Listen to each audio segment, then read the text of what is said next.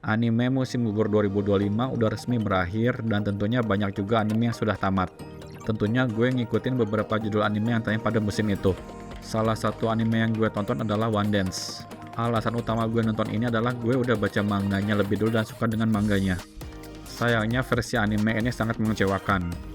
Padahal pas pertama kali diumumin, gue hype banget karena studio yang ngerjainnya adalah Madhouse. Tapi ternyata Madhouse bekerja sama dengan Saicon Graphics. Studio ini terkenal mengerjakan 3D CG untuk berbagai anime lain. Sebelum gue bahas apa yang bikin kecewa, gue mau bahas cerita animenya dulu.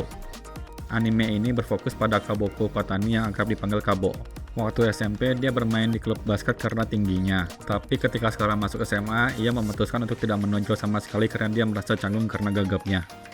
Namun kehidupannya jadi berubah ketika ia melihat teman sekelasnya yang bernama Hikari Wanda. Ia melihat gadis imut itu sedang menari dan sangat terkesima dengan tariannya. Seiring keduanya semakin dekat, Wanda bercerita ke Kabo bahwa ia juga sama tidak pandai berkata dan lebih suka mengekspresikan dirinya lewat tarian. Mendengar hal ini, Kabo pun jadi tertarik untuk ikut mengekspresikan dirinya. Ia pun akhirnya memutuskan untuk bergabung ke klub dance walau ia tidak punya pengalaman menari sama sekali. Kalau dari segi cerita, One Dance memang bisa dibilang tipikal cerita-cerita olahraga SMA. Tapi yang membuat cukup seru di manganya adalah tarikan garis efek unik yang menggambarkan tarian dalam gambar statis. Jadi tentunya gue berharap animenya bisa mempertahankan hal ini, untuk memberi efek unik yang keren.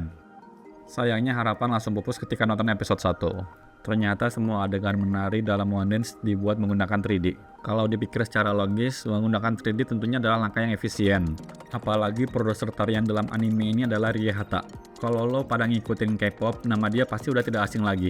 Rie Hata udah membuat koreografi untuk BTS, Twice, dan masih banyak lainnya. Belum lagi aktor motion capture untuk 3D-nya juga menggunakan para penari-penari ternama.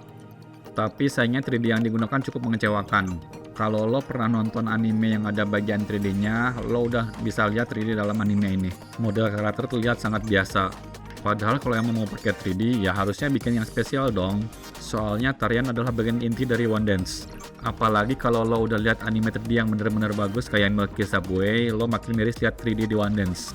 Di sisi lain, untuk animasi 2D-nya juga tidak ada yang spesial. Karena One Dance adalah cerita normal di sekolah, tentunya tidak ada animasi yang bombastis. Studio Madhouse memang terkenal sering membuat anime yang bagus. Mereka juga pernah membuat anime yang tidak banyak aksi seperti Cahaya Furu dan My Love with Yamada-kun at Level 999 yang tetap bagus. Sayangnya nama Madhouse tidak bisa nyelamatin One Dance karena postur 3D yang terlalu distracting.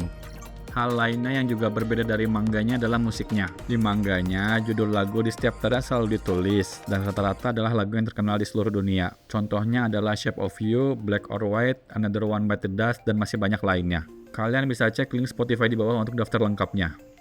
Tentunya sesuai dugaan gue, animenya tentu tidak menggunakan lagu-lagu yang ada dari versi manga karena masalah lisensi. Sebagai gantinya, lagu-lagunya dipilih menggunakan lagu Jepang. Tentunya lagu-lagu yang digunakan adalah lagu yang cocok untuk tarian masa kini. Sayangnya gue nggak ada yang kenal dengan lagu-lagunya. Tapi kalau lo penasaran, lo bisa dengerin official playlistnya langsung di Spotify. Dari sepanjang review ini, lo udah bisa tebak kalau gue cukup kecewa dengan anime One Dance. Gimana enggak, tarian yang menjadi titik sentral dari anime ini malah menggunakan 3D yang terlihat sangat generik. Padahal ini bukanlah anime pertama yang menggunakan 3D pada tariannya. Love Live yang tayang di 2013 aja punya 3D yang lebih bagus dari One Dance. Buat kalian yang penasaran dengan One Dance, gua saranin untuk baca manganya saja. Selain gaya gambar yang unik, kalian juga bisa baca sambil dengerin lagu aslinya yang dipilih pengarangnya. Anime ini mengadaptasi manga One Dance karya Coffee. Manganya mulai terbit di majalah Monthly Afternoon sejak 2019.